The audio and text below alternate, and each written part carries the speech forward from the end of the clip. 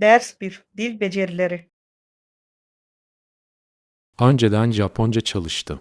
Bu akıllıca. Gezinmenize yardımcı oldu mu? Evet, seyahatim sırasında büyük bir fark yarattı. Hayal edebiliyorum. Dili bilmek deneyimi gerçekten geliştirebilir. Kesinlikle. Yerel halkla daha derin bir düzeyde bağlantı kurmamı sağladı. Bu harika. Dil becerilerinin seyahat ederken pek çok kapıyı açtığını düşünüyorum. Kesinlikle. Bu aynı zamanda kültüre saygıyı da gösterir. Bir sonraki seyahatimden önce yeni bir dil öğrenmek istiyorum. Bu harika bir hedef. Hangi dili düşünüyorsun? İspanyolca düşünüyorum. Yaygın olarak konuşulur ve çok faydalıdır. Ders 2 Popüler markalar. Aynı şekilde X markası ve Y markasının bu özellikler açısından popüler olduğunu duydum. Evet, son zamanlarda onlar hakkında pek çok olumlu eleştiri gördüm. İhtiyaçlarımızı karşılayan seçeneklerin olması harika. Kesinlikle. Kaliteli ürünler seçmenin önemli olduğunu düşünüyorum. Kabul ediyorum. Performans ve dayanıklılık açısından büyük fark yaratıyor. Ayrıca sürdürülebilirliği ön planda tutan markaları desteklemek güzel. Evet, bu birçok tüketici için giderek daha önemli hale geliyor. Daha fazla markanın çevre dostu uygulamalara odaklandığını görmekten mutluyum. Araştırmaya devam edelim ve bulgularımızı karşılaştıralım. Ders 3 Tropikal destinasyonlar. Tropikal bir yere gitmeyi düşünüyordum. Her zaman bir rüyaydı. Kulağa harika geliyor. Tropikal plajlar çok rahatlatıcıdır. Kesinlikle. Kendimi şimdiden okyanus kenarında uzanırken hayal edebiliyorum. Evet, sıcak güneş ve yumuşak dalgalar çok davetkar. Ben de oradayken yerel kültürü keşfetmek istiyorum. Bu harika bir fikir. Seyahat deneyimine derinlik katar. Potansiyel destinasyonlara ve aktivitelere bakmaya başlayacağım. Herhangi bir tavsiyeye ihtiyacınız olursa bana bildirin. Yapacağım. Bu macerayı planladığım için heyecanlıyım. Ders 4 Kaynaklara erişim. 1800'lü yıllarda toplumun yalnızca küçük bir kısmı iyi yaşamayı bekleyebilirdi. Evet, o zamandan bu yana ne kadar çok şeyin değiştiği inanılmaz. Artık neredeyse herkes temel ihtiyaçlara ve konfora erişebiliyor. Kesinlikle. Bu toplumdaki önemli ilerlemeyi yansıtır. Teknoloji ve ekonomideki ilerlemelerin bu kadar yardımcı olması şaşırtıcı. Evet, çoğu zaman hafife aldığımız iyileştirmeleri takdir etmeliyiz. Herkes için eşitlik yönünde çalışmaya devam etmenin önemli olduğunu düşünüyorum. Tamamen katılıyorum. Her birey iyi bir yaşam kalitesini hak eder. İhtiyaç sahiplerine yardım etmeye devam edelim. Ders 5 Sağlıklı atıştırmalıklar. Biber ve diğer sebzeler harika atıştırmalıklardır. Evet, sağlıklılar ve vitaminlerle dolular. Patates cipsi hakkında dikkat edilmesi gereken noktalardan biri. Çok sık tüketilmesi halinde sağlıksız Kesinlikle. olabilmesidir. Lezzetlidirler ancak her gün atıştırmak için en iyi seçenek değildirler.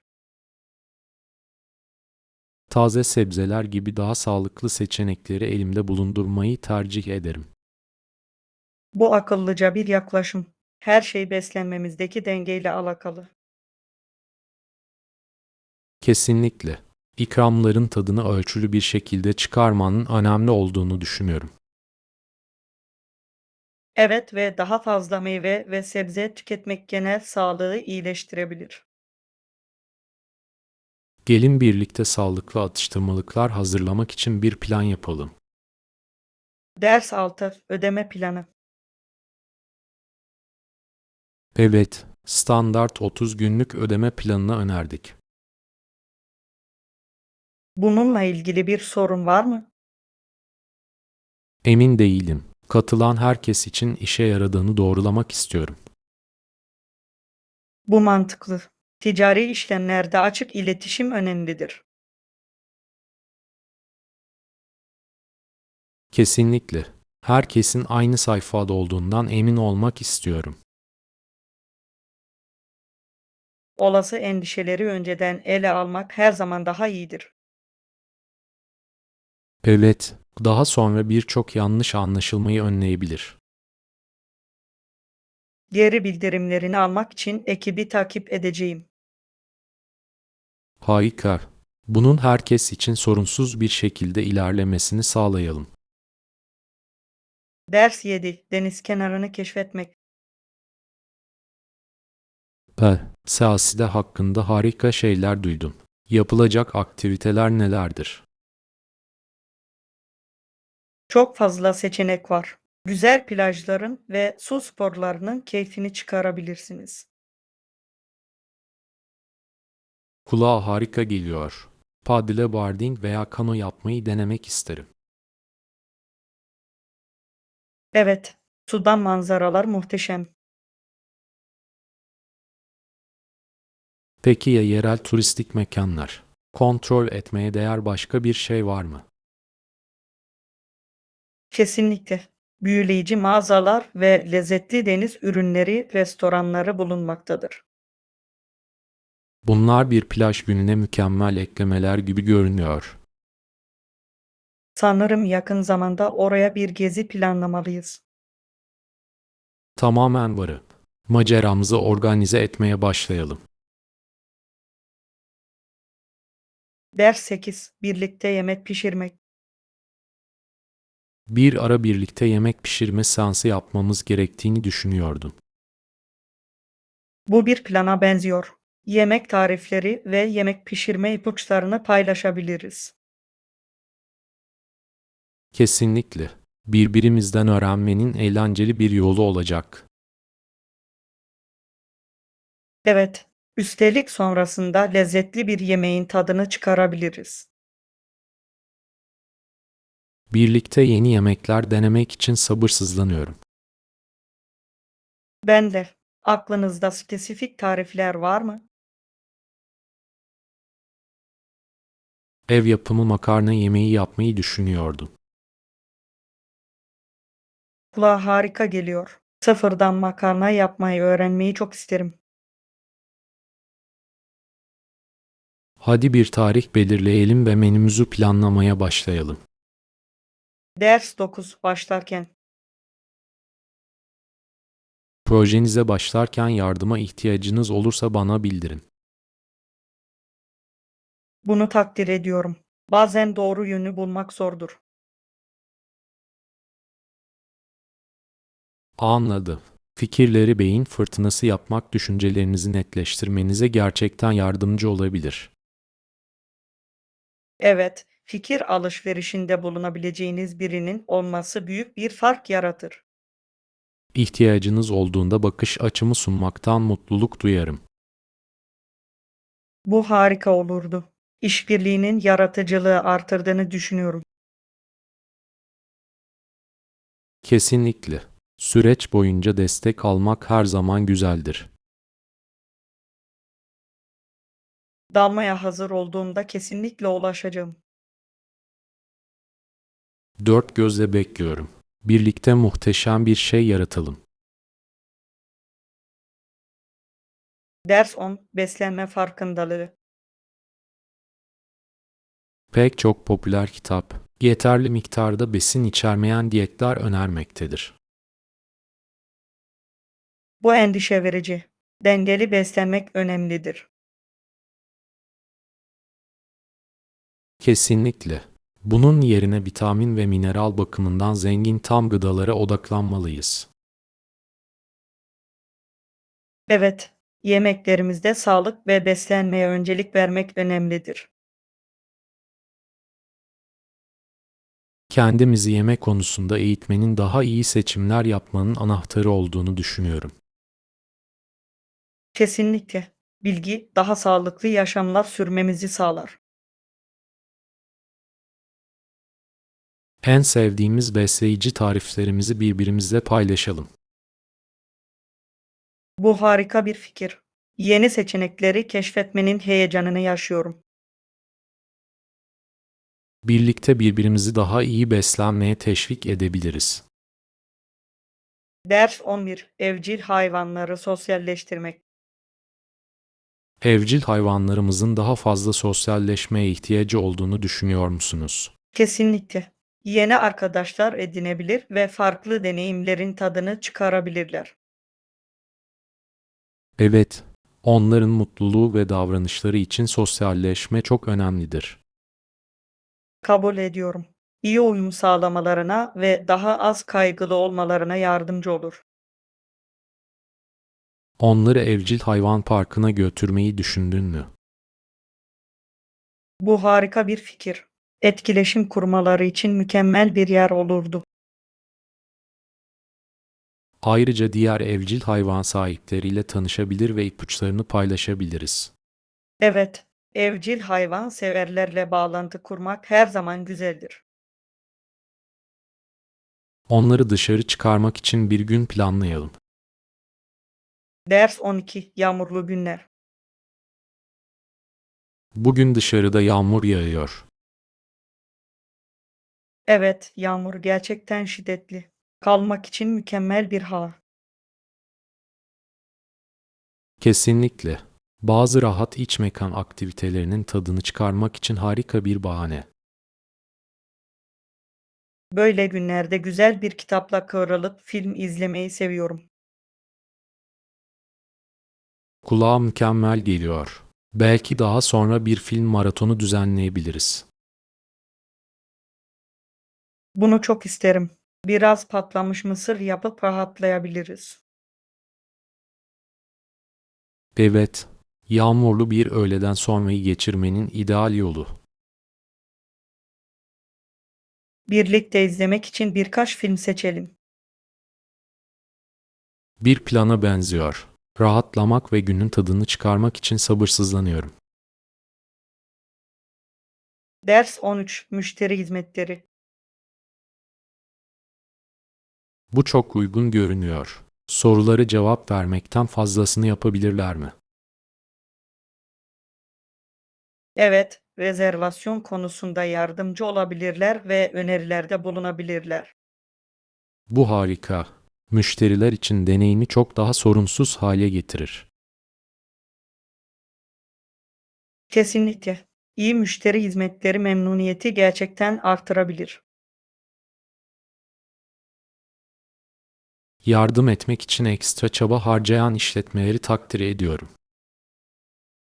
Ben de müşterilerine değer verdiklerini gösterir. Mükemmel hizmet veren bir yere dönmeye her zaman daha yatkın olduğumu hissediyorum. Evet, zamanla sadakat ve güven oluşturur. İyi hizmete öncelik veren işletmeleri mutlaka destekleyelim. Ders 14. Gezi planlama. Ne düşünüyorsun? Bana iyi geliyor. Oraya nasıl gideriz? Toplu taşımayı kullanabileceğimizi düşünüyorum. Oldukça kullanışlı. Bu bir plana benziyor. Bizi park etme zahmetinden kurtaracak. Kesinlikle. Ayrıca rahatlayabilir ve yolculuğun tadını çıkarabiliriz. Hangi otobüs veya trene binmemiz gerektiğini biliyor musun? Evet, kontrol ettim. Yaklaşık 30 dakika süren direkt bir rota var. Mükemmel. Herhangi bir gecikme yaşamamak için erken ayrılmaya dikkat edelim. İyi bir fikir.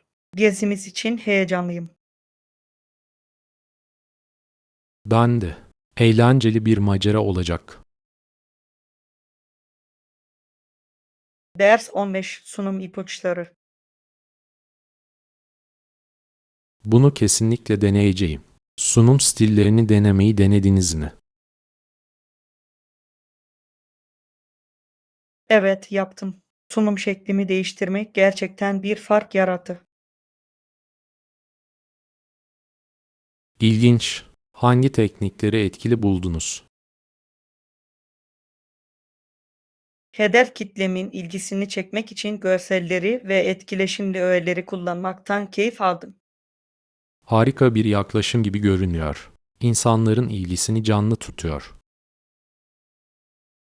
Kesinlikle. Anlamayı ve kalıcılığı artırdığına inanıyorum. Fikirleri paylaşmak için birlikte bir pratik oturumu planlayalım. Bunu çok isterim. İkimizin de becerilerimizi geliştirmesine yardımcı olacak. Sunumlarımızda işbirliği yapmayı sabırsızlıkla bekliyoruz. Ders 16. Yiyecek depolama. Buzdolabı, soğuk tutulması gereken yiyecekleri sakladığımız yerdir. Evet, tazeliğin korunması ve bozulmanın önlenmesi için gereklidir. Meyveleri, sebzeleri, süt ürünlerini ve artıkları orada saklıyoruz. Kesinlikle. Sağlıklı beslenmemizi sürdürmemize yardımcı olur. İyi organize edilmiş bir buzdolabı yemek hazırlamayı çok daha kolay hale getirebilir. Tamamen katılıyorum. Yoğun haftalarda zaman tasarrufu sağlar. Düzenli olarak temizleyip yeniden stokladığımızdan emin olalım. İyi bir fikir. Buzdolabımızı verimli ve temiz tutacak. Taze malzemelerle yeni tarifler deneyeceğim için heyecanlıyım. Ders 17. Otel fiyatları. Elbette, otel fırsatlarıyla tanınan birkaç web sitesine bakacağım. Kulağa harika geliyor. En iyi fiyatları bulmak bize gerçekten para kazandırabilir. Kesinlikle. Hangisinin en iyi değeri sunduğunu görmek için birkaç seçeneği karşılaştıracağım. Evet, yorumları okumak da her zaman iyidir. Kabul ediyorum.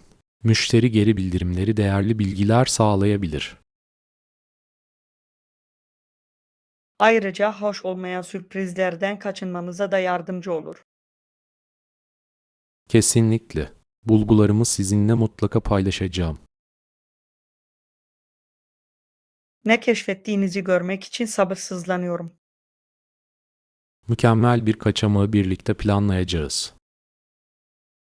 Ders 18. Zorlukların üstesinden gelmek.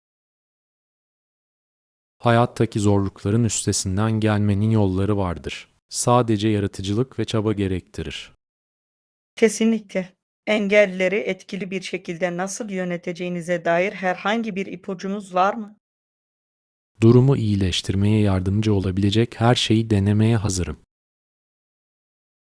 Doğru zihniyet bu. Yeni çözümlere açık olmak büyük atılımlara yol açabilir. Evet, bazen ileriye giden bir yol bulmak için ihtiyacınız olan tek şey yeni bir bakış açısıdır. Kesinlikle. Başkalarıyla işbirliği yapmak da paha biçilmez bilgiler sağlayabilir. Kabul ediyorum. Fikir paylaşımı çoğu zaman tek başımıza düşünemeyeceğimiz yenilikçi çözümlere yol açar. Geçmiş deneyimler üzerinde düşünmek gelecekte benzer tuzaklardan kaçınmamıza yardımcı olur. Evet, hatalardan ders almak kişisel gelişimin çok önemli bir parçasıdır. Ders 19. Sağlık ve çevre. Sağlık ve çevre birbiriyle yakından bağlantılı. Öyle değil mi? Kesinlikle. Gezegenimize özen göstermek refahımızı doğrudan etkiler. Ayrıca organik gıda çoğu zaman hem kişisel sağlığı hem de çevresel sürdürülebilirliği destekler. Evet, organik ürünleri tercih etmek vücudumuzdaki ve toprağımızdaki zararlı kimyasalları azaltabilir. Seçimlerimizin hem sağlığımızı hem de ekosistemi nasıl etkileyebileceği büyüleyici. Aslında yerel kaynaklı yiyecekler yemek aynı zamanda karbon ayak izimizi azaltmamıza da yardımcı olur. Bu doğru. Yerel çiftçileri desteklemek, olumlu katkıda bulunmanın harika bir yoludur. Ayrıca topluluk bağlantılarını güçlendirir ve yerel ekonomileri güçlendirir. Günlük alışkanlıklarımızdaki küçük değişikliklerin önemli etkilere yol açabileceğine inanıyorum. Ders 20 Varoluşa ilişkin perspektifler. Ben değil, bu yaşamda değil. İnançlarım sağlam bir şekilde yerinde duruyor. Aslında hiç şansımız yok. Günümüzde varoluşa dair pek çok bakış açısı var. Bu doğru. Farklı ideolojileri ve inançları keşfetmek büyüleyici. Evet, çeşitli bakış açılarını anlamak ufkumuzu genişletebilir. Aynı fikirde olmasak bile farklı görüşlere saygı duymanın önemli olduğunu düşünüyorum. Kesinlikle. Sağlıklı tartışmalar kişisel gelişime ve daha derin anlayışa yol açabilir. Neye ve neden inandığımızı eleştirel bir şekilde değerlendirmek önemlidir. Evet, kendi inançlarımıza meydan okumak daha güçlü inançlara yol açabilir. Düşünce sınırlarımızı zorlayan sohbetler yapmayı takdir ediyorum. Ders 21 Cesaret ve güç. Sen bir güç kulesi oldun. Hayal ettiğimden daha fazla cesaret gösterdin. Bu alabileceğim en güzel iltifattı. Bu benim için çok şey ifade ediyor.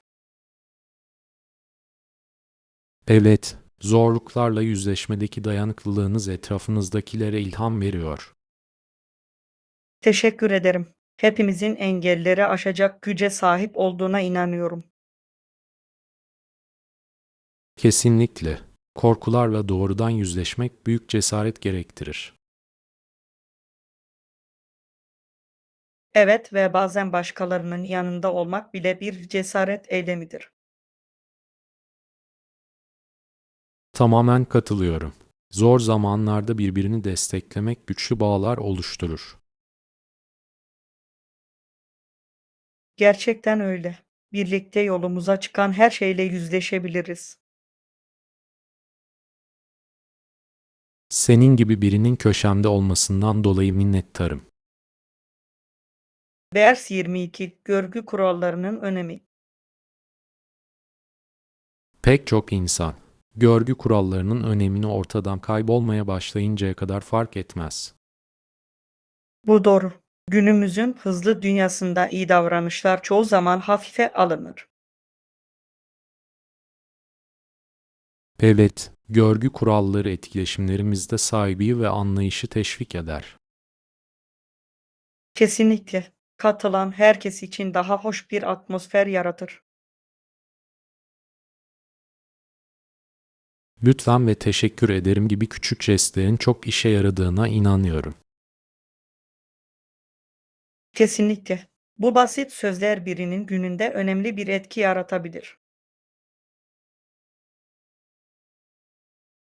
Görgü kurallarının değerlerimizi ve kültürümüzü nasıl yansıtabileceği büyüleyici. Evet, bu geleneklerin sürdürülmesi uyumlu bir toplum için şarttır. Umarım daha fazla insan görgü kurallarının güzelliğini takdir etmeye başlar.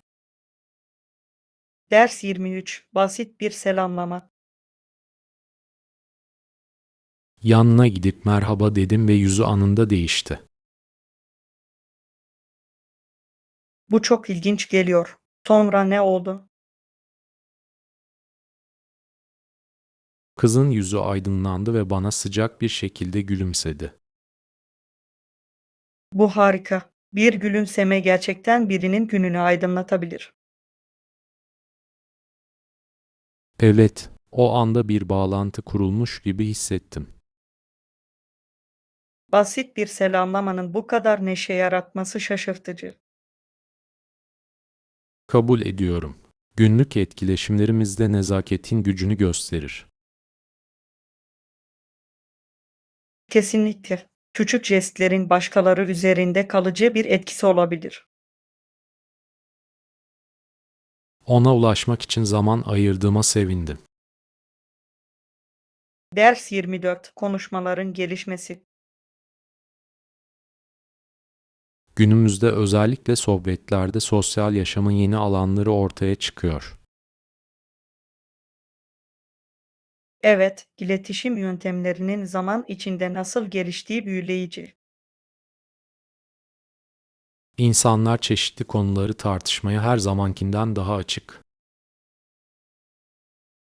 Kesinlikle. Bu açıklık anlamda alışverişlere ve bağlantılara yol açabilir. Hem ciddi sorunları hem de kaygısız konuları ele almanın önemli olduğuna inanıyorum. Kesinlikle. Konuşmaların bir karışımı sosyal etkileşimleri dengede tutar. Akıl sağlığı ve refah hakkında daha fazla tartışma görmek de harika. Evet, bu tür konulardaki damgalamayı kırmak çok önemli. Bu konuşmaların nasıl gelişeceğini görmek beni heyecanlandırıyor. Ders 25. Çamaşırhane bildirimleri. Çamaşırlarım teslim alınmaya hazır olduğunda bildirim alacak mıyım? Evet, çoğu hizmet artık uygulamalar veya metinler aracılığıyla bildirim sunuyor. Bu inanılmaz derecede kullanışlı. Haberin içinde kalmayı seviyorum. Kesinlikle. Zamandan tasarruf etmenizi sağlar ve çamaşırlarınızı unutmamanızı sağlar. Teknolojinin günlük görevleri kolaylaştırmasını takdir ediyorum.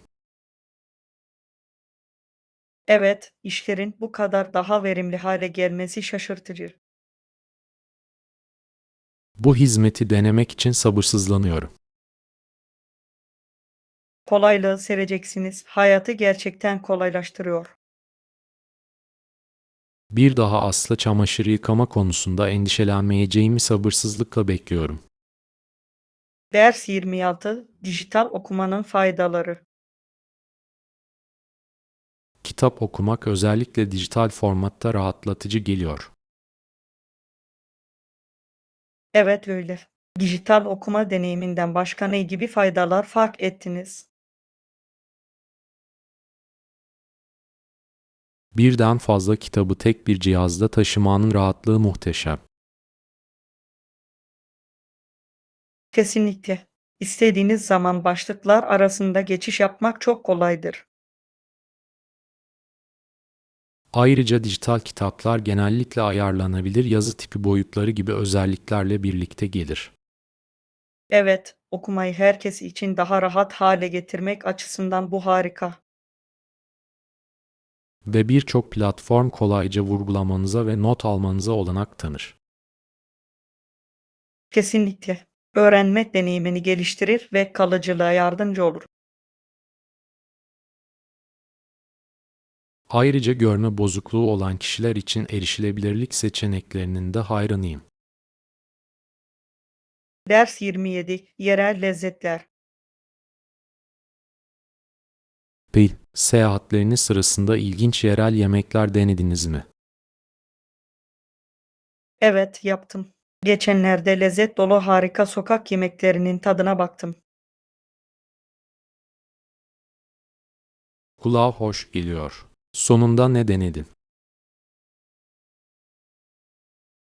Taze salsa ve avokado ile doldurulmuş baharatlı tacolarım vardı.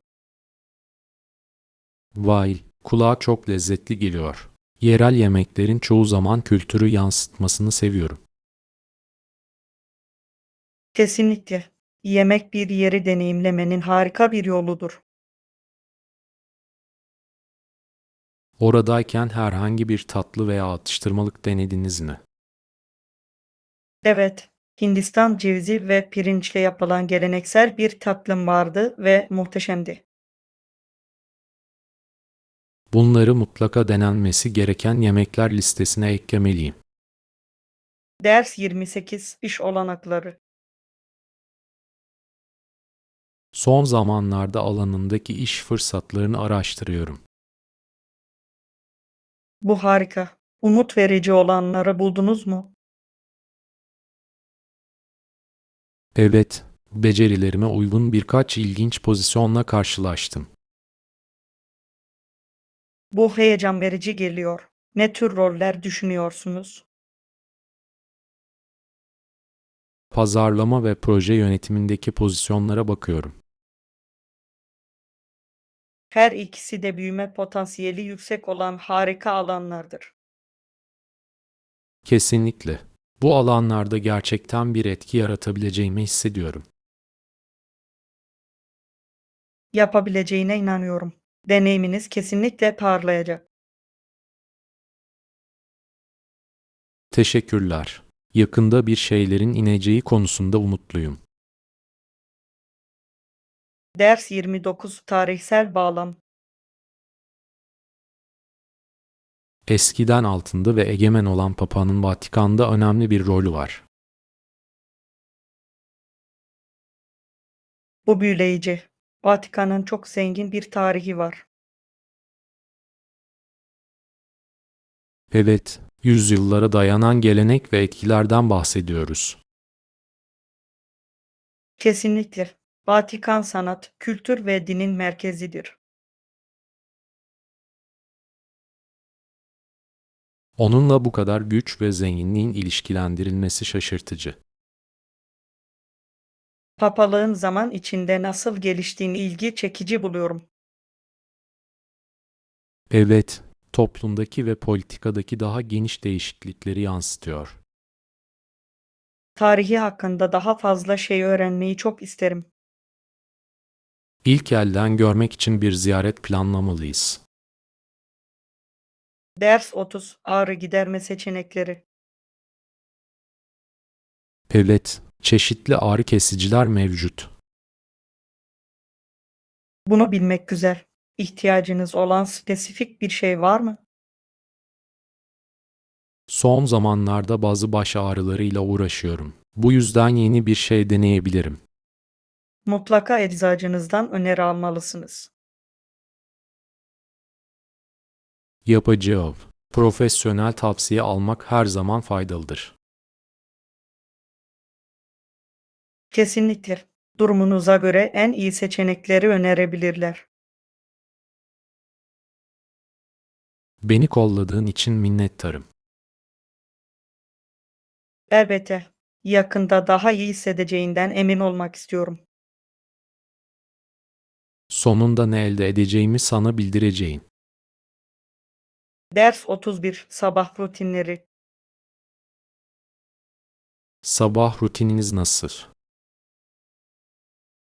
Uyanıyorum, esniyorum ve sonra dişlerimi fırçalıyorum.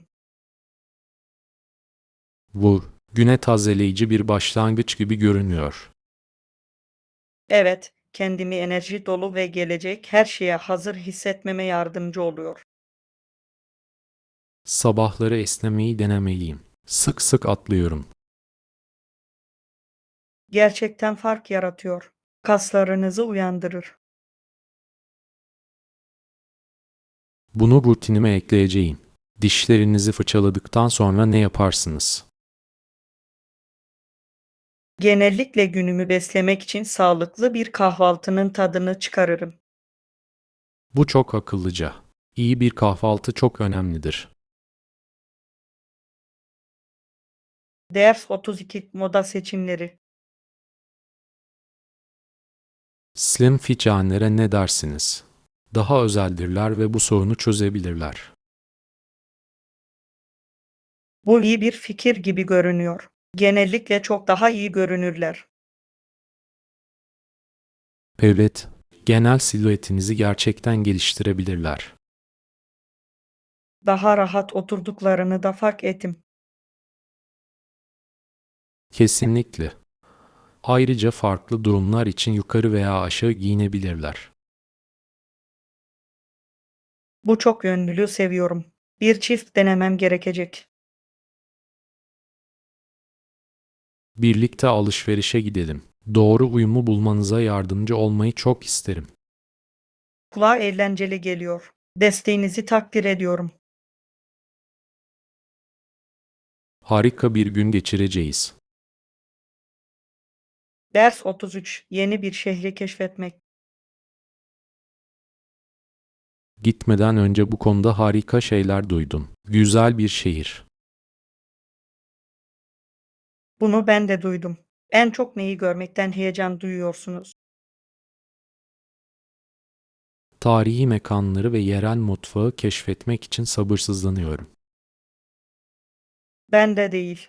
Yemek sahnesinin muhteşem olması gerekiyor. Evet, denememiz gereken harika restoranlar hakkında bir şeyler okudum. Ziyaret etmek istediğimiz yerlerin bir listesini yapalım. Bu harika bir fikir. Seyahat planımızı birlikte planlayabiliriz. Şehrin sunduğu her şeyi deneyimleyeceğim için heyecanlıyım. Unutulmaz bir yolculuk olacak. Ders 34. Hayali sahneler. Kafasında büyük, uzun bir şapkayla dışarı çıktı. Kulağa tuhaf geliyor. Ne yapıyordu? Bir halkada numaralar yapan küçük hayvanlar vardı. Vay, görülecek bir manzara olsa gerek. Evet, oldukça renkli ve heyecan dolu bir gösteriydi. Seyirciye verdiği mutluluğu ancak hayal edebiliyorum. Kesinlikle büyülü bir atmosfer yarattı. Merak ve yaratıcılığı harekete geçiren olayları seviyorum. Katılabileceğiniz buna benzer daha fazla etkinlik bulalım. Ders 35. Sağlık kaygıları. Patlamada ciddi şekilde yaralanmayanlar bile daha sonra ağır hastalandı. Bu trajik. Radyasyona maruz kalmanın sağlığı nasıl etkileyebileceği endişe vericidir. Evet, birçok insan uzun vadeli sonuçlarının farkında değil. Güvenlik önlemlerinin ne kadar önemli olduğunu hatırlatıyor. Kesinlikle. Farkındalık ve eğitim hayat kurtarabilir. Daha iyi güvenlik protokollerini savunmamız gerektiğini düşünüyorum. Kesinlikle. Toplumları bu tür risklerden korumak çok önemli. Haberdar olalım ve bu bilgiyi başkalarıyla paylaşalım. Kabul ediyorum. Birlikte bir fark yaratabiliriz. Ders 36. Tarihlerde açıklık. Planlarımıza kesin tarihleri dahil etmek önemlidir. Evet, bu harika olurdu. Her şeye açıklık katar. Bunun daha sonra kafa karışıklığını önlemeye yardımcı olduğunu düşünüyor musunuz? Kesinlikle. Net tarihler herkesin aynı fikirde olmasını sağlar. Planlama için hangi yöntemi tercih edersiniz? Dijital takvimleri kullanmayı seviyorum. Bana önemli tarihleri hatırlatıyorlar. Bu çok akıllıca. Bazen hala fiziksel bir planlayıcı kullanıyorum. Bunu yazmanın tatmin edici bir yanı var. Kabul ediyorum. Bu şekilde daha kişisel hissettiriyor.